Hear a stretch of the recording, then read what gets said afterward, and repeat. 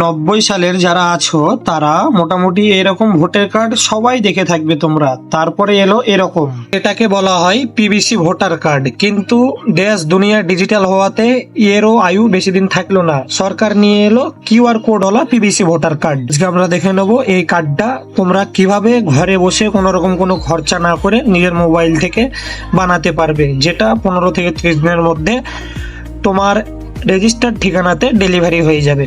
তো চলো ভিডিওটা শুরু করা যাক। তোমাদের গুগল প্লে স্টোরে গিয়ে সেখান থেকে একটা অ্যাপ ডাউনলোড করতে হবে। এখানে সার্চ বারে গিয়ে সার্চ করতে হবে ভোটার হেল্পলাইন বলে, হেডিংয়ে চলে আসবে। এই অ্যাপটা যেহেতু আমাদের ডাউনলোড করা আছে, চলো শুরু করি। অ্যাপ্লিকেশন ওপেন হওয়ার সাথে সাথে তোমরা এরকম একটা হোম পেজ দেখতে পাবে। এখান থেকে তোমরা গিয়ে টাচ করবে ভোটার রেজিস্ট্রেশন। এখান থেকে ফর্ম নাম্বার 8টা খুঁজে সেখানে গিয়ে মোবাইল নাম্বার পাসওয়ার্ড বসিয়ে লগ ইন করে নেবে। লগ ইন হয়ে যাওয়ার পরে তোমাদের সামনে এরকম একটা ইন্টারফেস শো করবে। এখানে দুটো অপশন আছে, yes I have a voter ID number, দ্বিতীয় নাম্বারটা no I don't have a voter ID number. তো যেহেতু আমাদের কাছে ভোটার আইডি নাম্বার নেই, আমরা 2 নম্বর অপশনটা সিলেক্ট করব। 2 নম্বর অপশন সিলেক্ট করার সাথে সাথে আপনাদের সামনে এরকম একটা হোম পেজ ওপেন হয়ে যাবে।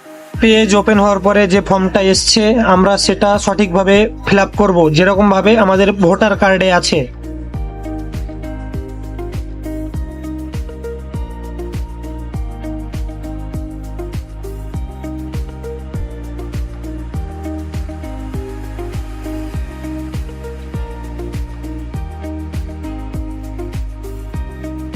ফিস ডিটেইলে ক্লিক করব। ক্লিক করলে দেখতে পাবো উই হ্যাভ ফাউন্ড। এরপরে প্রসিডে ক্লিক করার সাথে সাথে তোমার ভোটার কার্ডের সমস্ত ডিটেইল তোমার সামনে শো হয়ে যাবে।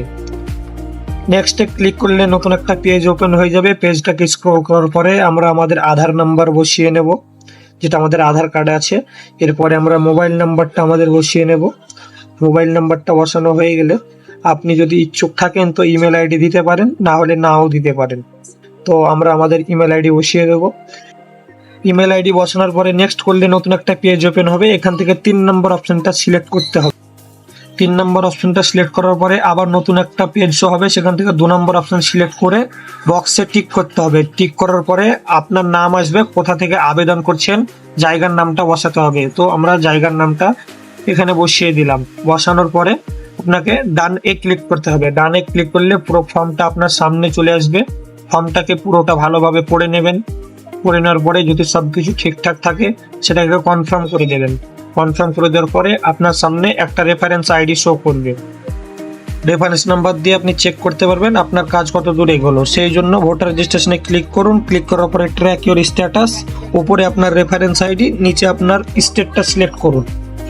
রেফারেন্স আইডি নাম্বার বসিয়ে ট্র্যাক স্ট্যাটাসে ক্লিক করলে দেখা যাবে submitted, BLO appointment, file verify and accept and reject.